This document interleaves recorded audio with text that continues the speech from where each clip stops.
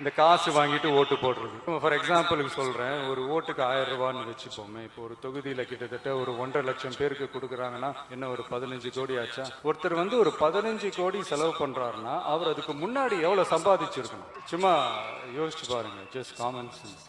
இதெல்லாம் வந்து உங்கள் எஜுகேஷன் சிஸ்டமில் இதெல்லாம் ஸ்டூடெண்ட்ஸுக்கு கற்றுக் கொடுக்கணும்னு நான் ஆசைப்படுறேங்க.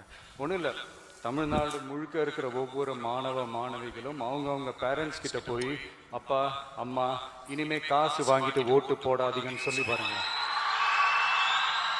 சும்மா ட்ரை பண்ணி பாருங்க. ட்ரை தானே இது.